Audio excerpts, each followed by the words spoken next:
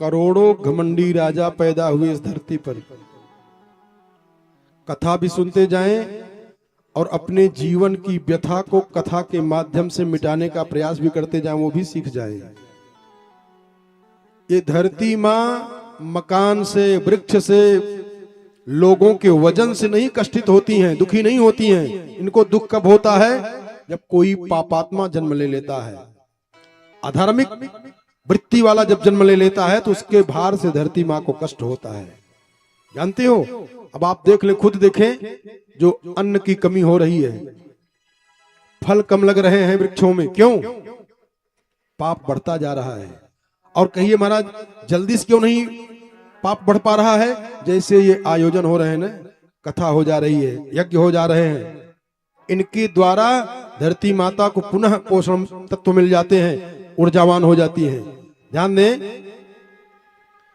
जब करोड़ों घमंडी राजा पैदा हुए, नाना प्रकार के अनाचार, दुराचार, पापाचार करने लगे, तो ये धरती माँ गऊ का रूप बनाई।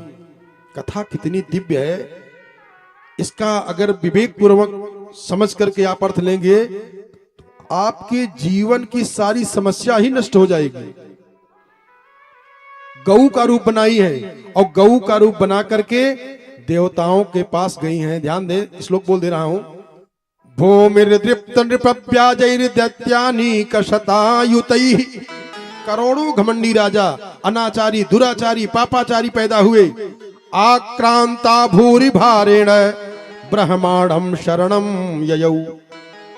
ऐसे पापियों के भार से दुखी होकर के ये धरती गौ का रूप बना करके और ब्रह्मा जी के पास जाती हैं। गौर भूत्वा श्रुमुखी खिन्ना।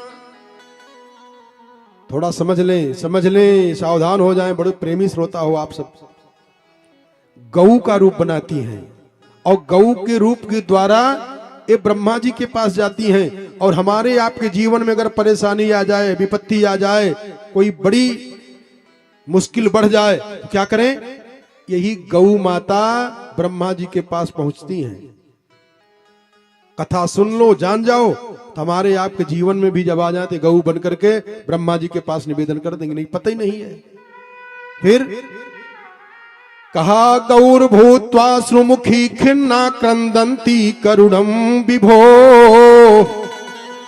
उपस्थितांतिके तस्मै व्यसनम स्वमवोचत।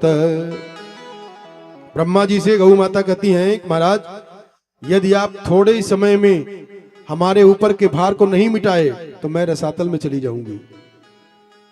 तो ब्रह्मा तदुपधारयाथ सहदेवैस्तया सह जगाम क्षत्रिय नयस तीरम क्षीर पयो निधे। ब्रह्मा जी शंकर जी के साथ और देवताओं के साथ गए और चलने लगे तो कहा कि तत्र गत्वा जगन्नाथम अरे देव देव वृषा कपिम। क्या बात है।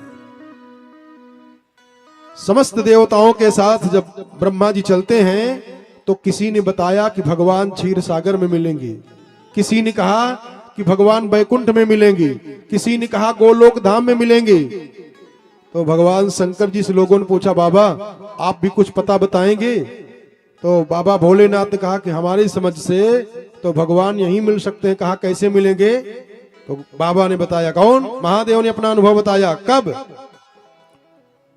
जब देवताओं ने उनसे पूछा तब। और उसके पहले कौन कोई बता रहे थे? क्षीर सागर में मिलेंगे, किसी ने कहा बैकुंठ में मिलेंगे, किसी ने कहा गोलोक धाम में मिलेंगे। लेकिन महादेव ने क्या बताया?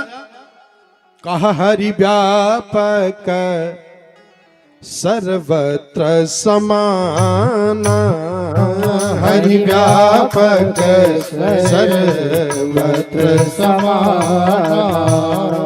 हरि व्यापक सर्वत्र समाना। हरि व्यापक सर्वत्र समाना।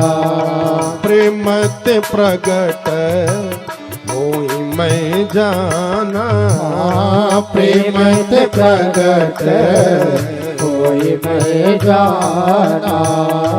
हरि व्यापक सर्वत्र वस्त्र समाना हरि व्यापक सर वस्त्र समाना प्रेमत प्रगट हो ही मैं जाना प्रेमत प्रगट हो ही मैं जाना प्रेमत प्रगट हो ही मैं जाना प्रेमत प्रगट हो ही मैं